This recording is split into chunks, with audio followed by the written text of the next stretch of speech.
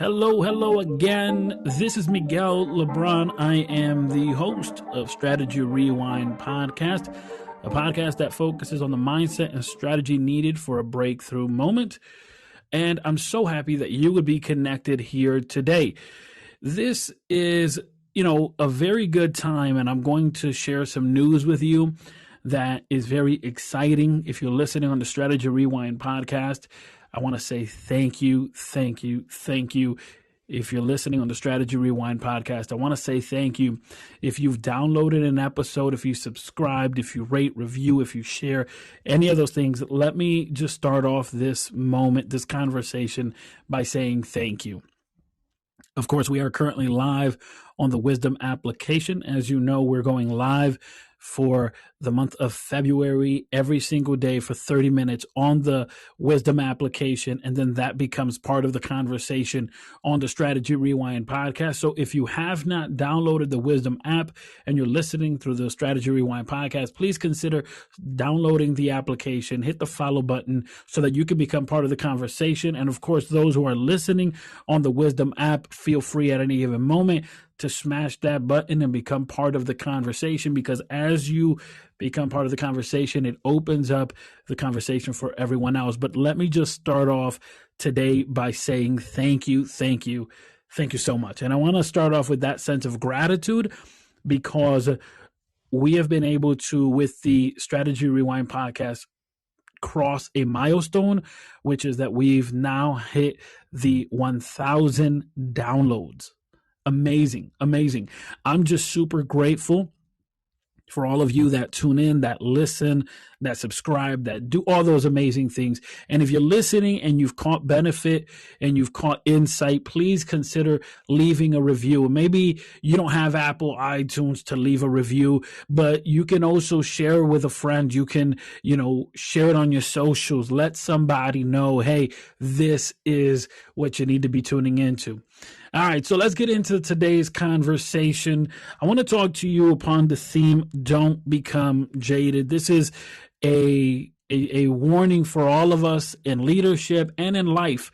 I had several years ago, in the year 2021 to be exact, I had written this detail down, and as I was reviewing, just kind of going back over my notes and things that I've written over the years, I was reminded of this writing.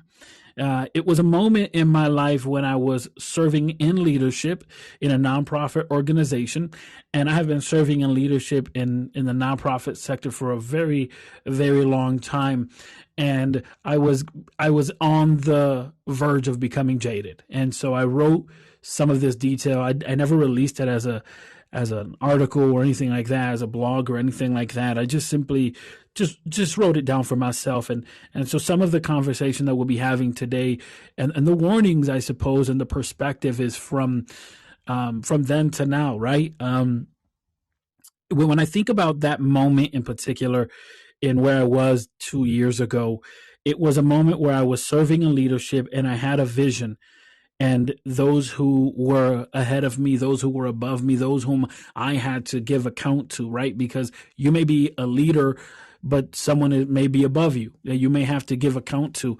And in that time, that's where I was. I had to give account to someone, which I had no issue doing, but I had a vision and I had in my mind a way to get there, a strategy that I thought was going to be very beneficial for the longevity of the organization. And despite my best efforts to communicate that, and despite my best efforts to even show some examples of other organizations that, while they had not done exactly what I was envisioning, they had done some variation of it. Despite my best effort to do so, I was limited, to be honest. And sometimes that happens.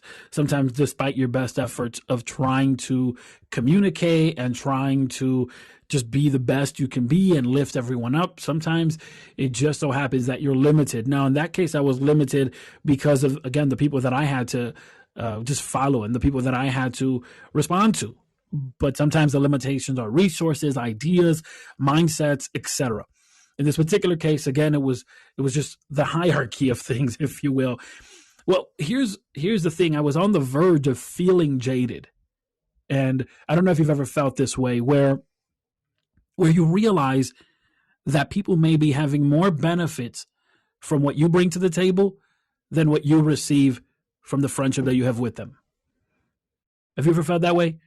Where you're giving so much of you into a relationship, into a project, that everyone else is reaping rewards because of your gifts, your talents. And I'm not talking about being self-centered and thinking you are the gravitational pull of everything. I'm not saying that. I'm saying being self-aware.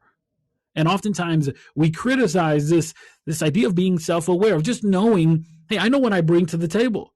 I know who I am. And let me just tell you something here. Let me preface by saying this. I was a very shy kid and very reserved. And I was the type of kid that if you put me around a bunch of people, I could joke around and I can get a sense of the room and I can fit in. But really, I felt as though I did not know myself for a very long time when I was a kid. I just didn't feel like I fit in. I didn't feel like I had found a groove. I didn't feel like I knew myself enough. And that went on really up until the point that I was about 15, 16 years old, and even then, although at that point I was seeing some glimpses of possibility, it was still this idea of, yeah, but how does this all come together? It's like when you see a puzzle where you see all the pieces and you look at the cover and you're like, okay, I see the cover, I see what it should look like, but how do these pieces all fit together? I felt like I was the puzzle, and that I didn't know how I kind of just came together and how all of these things worked. And I'm so grateful because I had mentors, men and women, that just believed in me and saw what I couldn't see. They just saw something in me that I couldn't see from myself in me. And that just, when they spoke and they said, no, you can do it. And I would say, I think I want to do this. And they were like, go for it. Like there was no if, ands, like it was just go for it. And they really fostered that in me. Again, they saw the value before I did, but I was a shy kid. And it took me a very long time to get to a position where I saw the value in me and that I bring something to the table. I don't just come to the table. You ever had a dinner party and you invite people and people just show up, right? Obviously it's a dinner party, but sometimes you have people that show up, and then sometimes you have people that show up and bring something.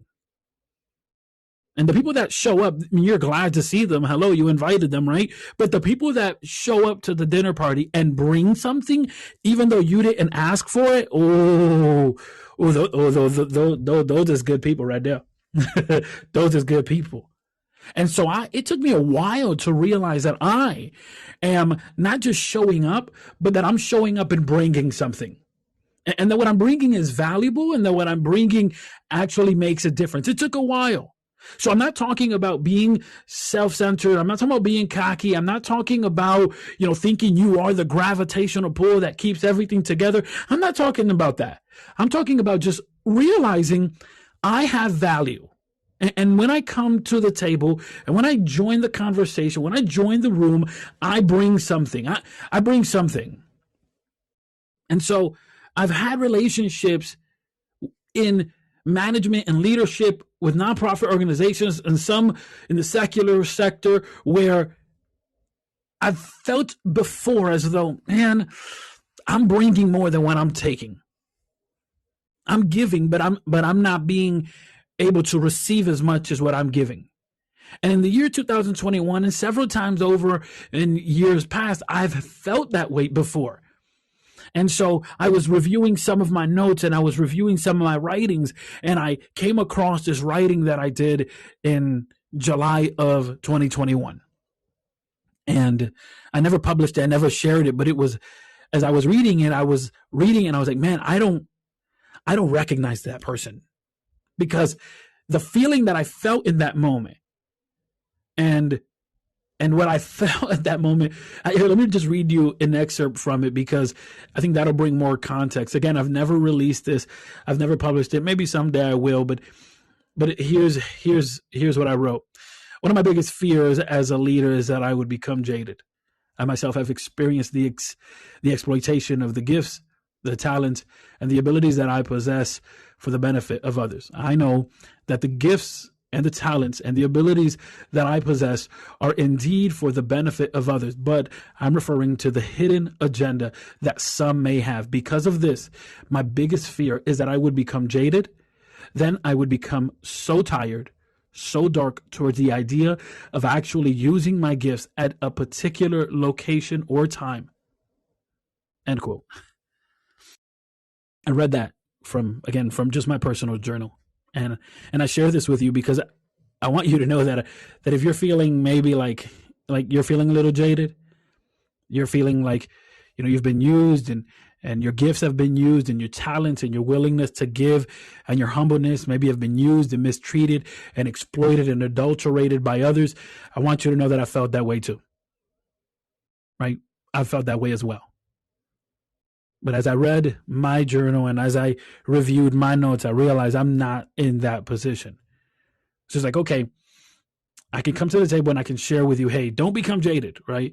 Because it's a scary thing. The idea of I'm not going to serve anymore. I'm not going to teach. I'm not going to help. I'm not going to support. I'm not going to mentor. What's worth it? Is it even worth doing it? Because what happens is that when you feel exploited, when you feel used, when you feel, it just makes the gift feel icky. Like, you may be doing a good thing, but it makes the gift feel so icky. It makes it feel so wrong. And not that the gift is the problem. It's the feeling associated with it when you come to the realization, these people are using me right now. It's not even a give and take. It's not even a two-way street. It's not even everyone is winning because we're all bringing it to the table and we're all bringing value. It's just I'm bringing more than what I'm giving. Or rather, I'm giving more than what I'm receiving. And that's the issue. That's what we're talking about. That'll make you feel jaded. That'll make you feel dark. That'll make you feel like, well, I best not help nobody. I best not give. I best not love. I best not teach. I best not serve. And what happens then is that you bury your gifts because anytime you use them, you feel yucky. You associate the feeling of giving, of service to that moment that you realized that you were being exploited and adulterated and used, and not necessarily being put in a position to grow to the highest level because, some people create these glass ceilings. Now, this happens sometimes in the secular sense, in the corporate world, in the business world. Then this happens also in the nonprofit sector, but it also happens in relationships where you're giving and giving and giving and the other person isn't reciprocating. And you're like, what is going on here? What happens is that it can make you dark. It can frustrate you. It can irritate you. It can make you feel as though, well, I guess I best not love. I guess I best not give. I best not do anything. I best not even reach the other side because if I do, all it's going to do is leave me feeling yucky. And really, who wants to feel yucky? And so, as I read my journal and as I share with you these thoughts and the perspective that I had at that particular moment, and I can look back and say, yeah, I know, I know why I felt that way. Like, I know vividly. Okay, I know who, what, when, where, like I know. But I also want to talk to you about the other side of things, because if I'm saying don't become jaded, and that writing was, I suppose, more of a warning for myself than anything else. But as I share with you this idea of don't become jaded, this idea of there may be moments where this happens, where you just using the gift makes you feel some type of way. The question is, well, what's the other side? What is there a moment where you don't feel yucky about it? Is there a moment where you can serve, give, and love and be all that you can be and use all your gifts and all your talents without feeling yucky? And that is the true part that I want to jump into. Not before saying thank you to everyone who is listening on the Strategy Rewind podcast. Thank you so much. As I mentioned at the top of this conversation, we've now reached over 1,000 downloads, and I say thank you. I don't take that for granted. The fact that we've reached over 1,000 downloads, we're into 65, 66, 60, almost 70 episodes now. I'm really, really grateful. I'm energized and pumped, not only because of the 1,000, but the fact that, when I look today, When I look today, sorry, I'm getting a little choked up here. Let me drink some water. I'm getting a little emotional. when I looked today and saw that stat, it was reaffirming of the work that we've been doing, and I feel really grateful for that. Of course, thank you to all of you that are listening on the Strategy Rewind podcast, but I don't want to overlook my people that are here on the Wisdom application. Thank you so much for being connected with me. You know, this month of February, we're going live every single day for 30 minutes a day on the Wisdom application. And the idea here is to create conversation, is to be able to connect, create community, and to inspire. And of course, if you're listening on the Wisdom application, please, if something resonates with you, if you want to share, if you want to converse, smash that button, join the conversation, because your voice gives voice to the voiceless. And when you share and when you comment, when you ask questions or you become part of the conversation, it actually opens up the arena even more for those who are listening now, later, or some other time. So I just say thank you. And if you're on the Wisdom app, smash that button. If you're not on the Wisdom app and you're listening on the Strategy Rewind podcast, download the app. Let me tell you, I'm not getting paid for promoting the Wisdom app or anything like that. And if anyone listening off of the Wisdom application downloads the application, I don't get no kickback or nothing like that. I just want everyone to be able to have the access of being able to have community, have conversation, and really, really level up. I think this is a massive year. I think 2023 is a massive year, and I'm going to tell you why I believe that. I believe it's a massive year because there is a lot of built-in maybe resentment, frustration, a lot of built-in goals that were dormant, ideas, businesses that were dormant because of the huge pandemic that took place. That pandemic put a pause on a lot of people's lives. And I think now that things are opening up, now that things are just quote unquote getting back to normal, I think there's a lot of people's lives that are not going back to normal because they don't want normal. They want something different. They want something radical. And I think this is the year, like this is the moment where the land is ripe. Everything is ready for you to go all in, but you have to commit to yourself. Now, yes, you may feel a little jaded today. You may feel a little icky today, but I want to encourage you to keep using your gift, to keep using your talent, to keep pushing in and find the people that actually want to be of value, people that actually want to be part of the circle, people that want to be part of the conversation, people that actually see the value and actually want to help you grow. Like, you got to find those people. If that's what I had to do. You know, jump fast forward from 2021 when I wrote that piece in my journal, and to 2022. In 2022, it was, well, tail end of 2021, we made a massive decision. My wife and I, who we were for so long part of a nonprofit organization, we decided that we were going to branch out. And when we made that decision, that was tail end of 2021, 2022, we started communicating that, and you would think that there would be a lot of love, a lot of support, a lot of people having our back, considering the time, the effort, the resource that we had dedicated in the organization that we were with. But I'll tell you what, without going too heavy into details, that wasn't the case. And sometimes, as I've mentioned before, sometimes your breakthrough will break you. Sometimes your breakthrough will break you. The idea of breaking through to the other side and finally getting what you have been working for, and even beyond what you have been working for, like so much more than what you can imagine. That idea is enticing. It's great. But we don't realize that the breakthrough oftentimes will break you. It'll break mindsets.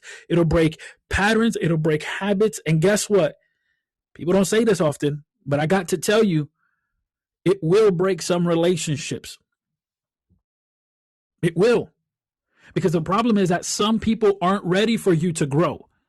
Some people aren't ready for you to realize that you're being exploited. Some people aren't ready to realize that you're being used. Some people aren't ready for you to move on. Some people aren't ready for you to grow. Some people aren't ready for you to explore new avenues. Some people just ain't ready for that, because as long as you stay in where you are, they can keep doing what they're doing.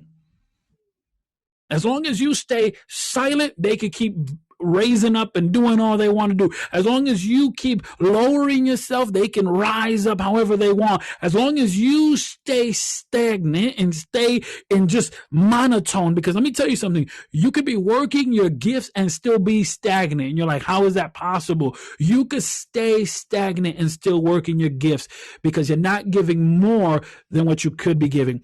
This is the idea of quiet quitting. Quiet quitting is the idea that you know you could give more, but you don't give more. You know you can excel, but you refuse. You stay where you are and you do the bare minimum of what is expected from you. Not what is required, but what is expected from you. That's quiet quitting. The understanding I can do more, but I ain't going to do more. Okay, that's your choice. Nobody's going to say anything because of the fact that, well, what's being asked is what you're doing. But deep down inside, you know you could give more. You know you could serve more. You know you could reach more. You know you could impact more. But sometimes the reason we do this quiet quitting is because we've become jaded. We don't become frustrated, irritated, bothered because of previous experiences. And instead of bringing along with us the lesson, we bring with us the emotion. Instead of bringing with us the lesson, we bring the emotion. And this is an issue because if all you're doing is carrying around the emotion of situations that took place in your life, you may be overlooking the lesson. Because in the lesson, there ain't no emotion tied to it. It's just, no, this is the lesson. This is what I had to learn. This is what I had to learn. When there's a lot of emotion to it, there's a lot of blaming. There's a lot of, you let me down. You did this. You did that. You did this.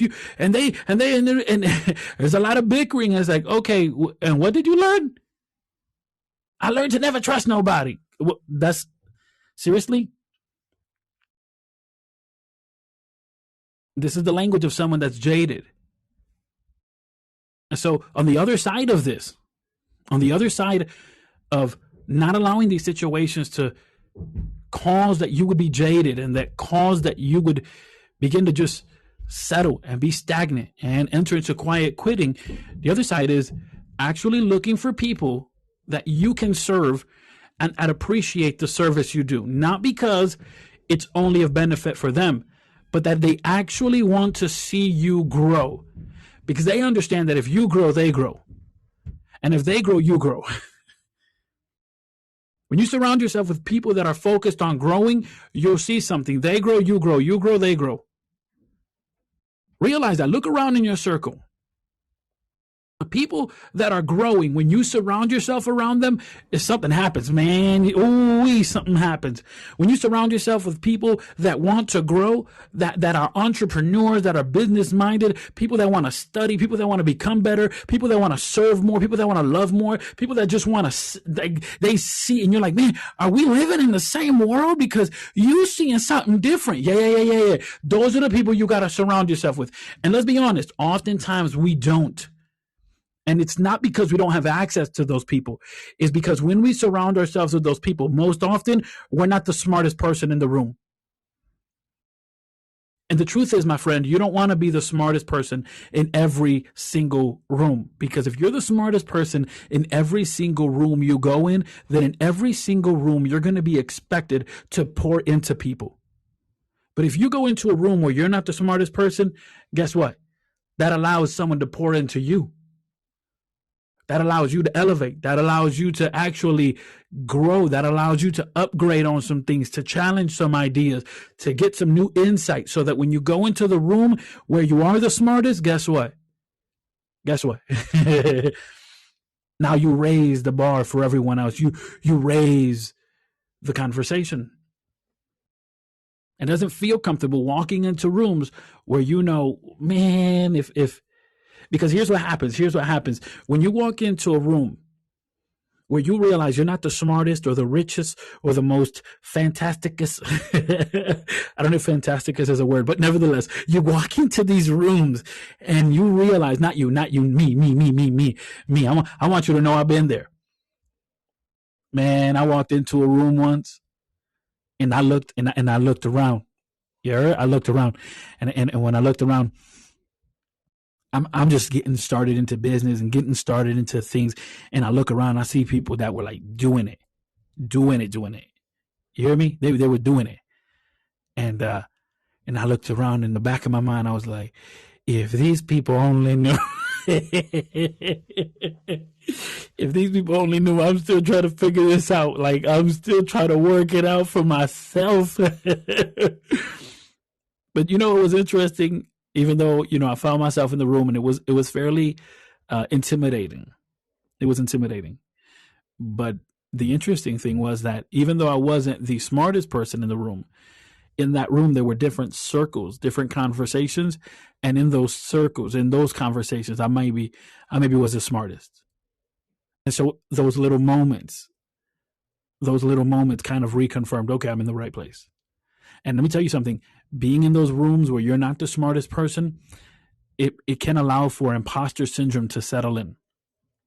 And imposter syndrome is the idea that I don't belong in the room, that I got here by sheer dumb luck, that if they found out I wasn't supposed to be here, they kick me out. Imposter syndrome sets in when you're in the room that you're not the smartest person, that you realize there's some heavy hitters around me. Now, if you can push beyond the imposter syndrome, if you can push beyond that and realize that it ain't about you, because that's the thing. Oftentimes we think it's about us, and so we make it about us, and we say, "Oh no, I'm gonna be spotted out," and so we begin to overthink the situation. And what happens is that when you overthink, you underserve. When you overthink, you underserve. You actually don't reach the people in that room that you're supposed to reach. And so you make it about you. You begin to overthink, you underserve, and you walk away saying, whew, I'm so happy they didn't find out I don't deserve to be there. Well, you know what? You should feel sad because you could have actually had an impact. You could have made a connection. And not only that, you could have challenged your perspective. You could have done more while you were in the room. So if you push beyond the imposter syndrome, what will happen is that you'll realize, okay, I'm not the smartest person. Fantastic. Now it's time for me to allow people to pour in me. I'm going to walk out of here with something. All right. I'm from around the way. I'm going to take something with me. I'm taking a lesson. I'm taking some insight. I'm taking some wisdom. How long I'm in here? 45 minutes? All right, great. I'm from around the way. I'm going to take something today. I'm not walking out of here the same person, because then when I go back into those rooms where I am the smartest, I can deliver, and I can deliver at high level. What happens is that when we're in those rooms, we're intimidated, imposter syndrome sets in. We think we're too out of our league. And so we go back to our comfort zone. And that is an example of how you can be serving and still be stagnant. Because in stagnation, when you step out of your comfort zone, it feels weird. Of course it does. It feels weird. Of course it does. But when you put yourself out there, and this is what I'm saying with the idea of don't become jaded. The way that you don't become jaded is that you go ahead and start looking for the people that you can serve. But I want to challenge your thought for just a second here. I want to challenge your thought. What if you've outgrown the room? And the reason you're becoming jaded is because no one else in that room can pour in you. What if you've become jaded because you feel like no one is giving anything to you? But you don't want to step into the other room because you feel like you don't belong in the other room. But in the room you're currently in, can't nobody pour into you. So then, stagnation is the issue. Stagnation is the issue. Being stuck is the issue. Comparing yourself is the issue. Thinking it's about you is the issue.